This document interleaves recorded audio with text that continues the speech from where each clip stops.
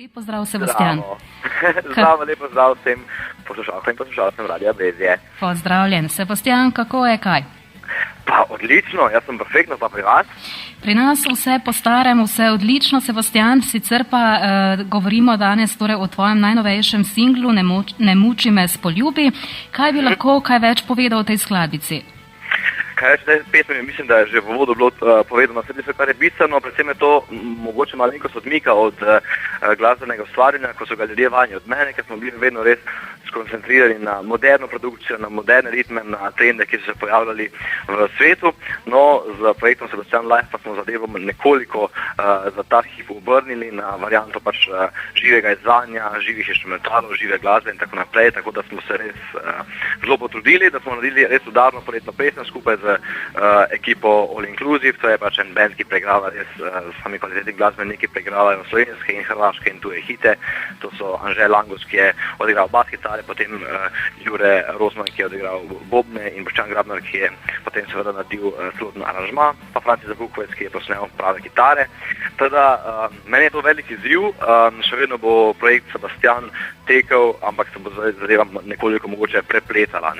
Pod projektom Sebastian bomo izdali res še vedno moderno produkcijo in moderne trende, medtem kot pod projektom Sebastian Live bolj te čagatorske zabavne zadeve. Sicer pa je tale skladbica tvoje avtorsko delo, kaj ne?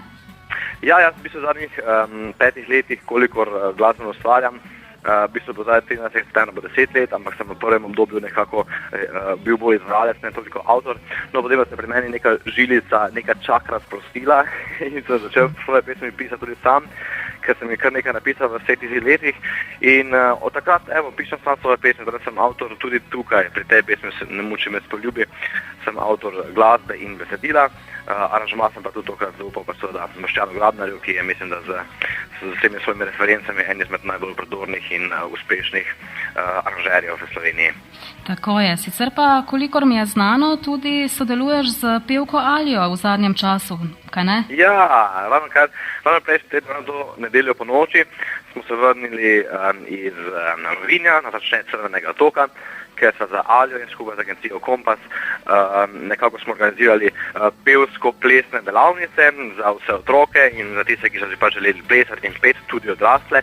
In moram reči, da je bilo izjemno fantastična izkušnja in od tole so bili navdušeni, veliko jih je zapelo, veliko jih je zaplesalo in jaz se ravno zaradi tega 19. junija za celotno poletje selim tudi v Šibenik, ker bomo zadevo ponovili, sicer to kar brez Alije, ampak plesni del bomo odpeljali, tako smo ga zdaj v Rovinju in res vidno vabim vse vaše poslušalce, ki so željni zabave, ki so željni plesa, da se tudi na dopustu kaj naučijo, da se imamo fajn, da se nam pridružijo. Med 19. junijem in 30. augustom plesna šola Sebastian v Šibeniku preko Kompasa in bo ful fajn, ja. Ja, verjamem, da bo zelo fajn in verjamem, da bi nas kar naučil nekaj teh plesnih ritmov, kaj ne? Ja, taki užitek je. Jaz sem se v bistvu zelo veselil tega, ker je to v bistvu vse združi malo prijetno s koristnim, pa grem, čeprav poslovno, grem nekam ven iz Slovenije, ampak je bilo res tako fajn, ker je bilo krasno vreme, ker je bilo tam morje in ob morju plesati in se nekako zabavati in učiti korako je res fantazija. Teda smo bili tam sedeli, potem ko smo imeli 1 uro delavnic samo dopoldan, med 10 in 11, pa 1 uro med 4 in 5 popoldan in vmes seveda sediš tam na kosilu, ali pa v morju in lenariš, jasno, in smo se vam menili, Madonna, tak bi se pa res dalo lepo živeti. Vi, ne? Teda res imaš, Hrvati pač kakorkoli je, kakršnekoli so slovensko-hrvaški odnosi, dejstvo pa je, da Hrvati imajo res najlepše morje, ne, to jim pa ne moramo nič oporekati, ne. Jim kar zavidamo, ne?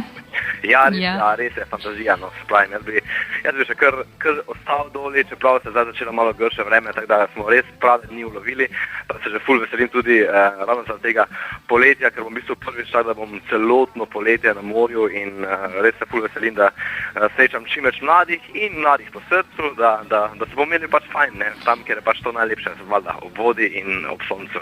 Vsekakor, sicer pa sedaj si govoril samo o tistem poslovnem, ne?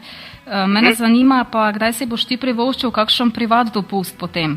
Ti ostane še kaj časa, recimo potem za en takšen dopust, ne vem, s tvojo partnerko, imaš punco? Ja, sem zaljubljen, to ja.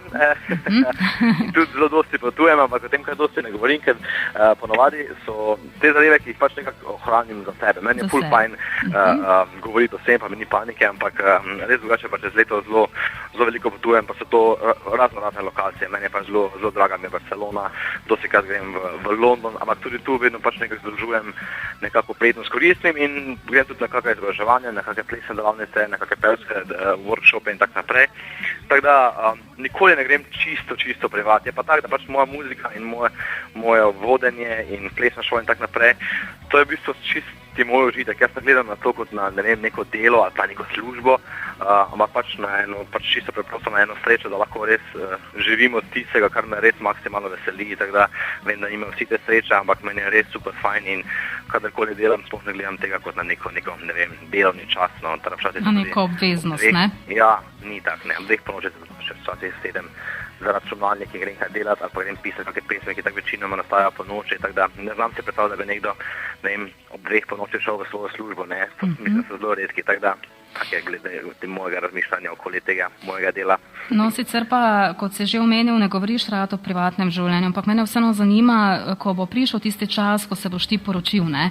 Takrat boš pa najbolj povedal, kaj, ne? Ali bo tudi bolj skrivnostno vse skupaj? Ne, mislim, verjetno bom povedal, da sem poročen, okoli tega ne bom delal nekaj skrivnosti po moje, ampak ne bo pa sigurno, pa ne bom vabo medijev in tak naprej, nekateri to počnejo, to pa zagotovo, ker to pa je čisto milijarde mil stran od mojega funkcioniranja, od mojega razmišljanja.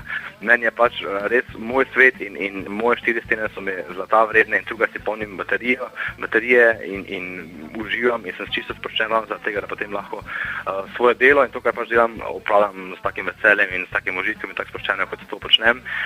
Ne da bi zdaj bil nekaj pretirano zaščitniški, samo mislim, da tudi čisto navadni svetniki, ki se ne ukvarjajo z stvarnim delom, ne radi govorijo o tem, kaj se dogaja za njihovimi 4 stenami. Tako da jaz tukaj nisem čisto nič drugačen kot vsi ostali državljani Republike Slovenije. Je pa tako, pač kakorkoli obrneš, ne, je tako, da pač ljudje tako nimamo toliko problemov sami s sabo, ampak bolj studijaš, da bo moja mama brala o tem, kaj jaz delam v športli, karkoli, res ne. Ne bi bilo zaželjeno, ne? Ne, to je v bistvu edina dilema, druga sem pa čisto super in čisto srečen, čisto zadovoljen v svojem življenju, tako da je full fajn. Fajn, glej, Sebastian, sedaj, če te že imamo na naši zvezi, bi te jaz morda vprašala tudi tole.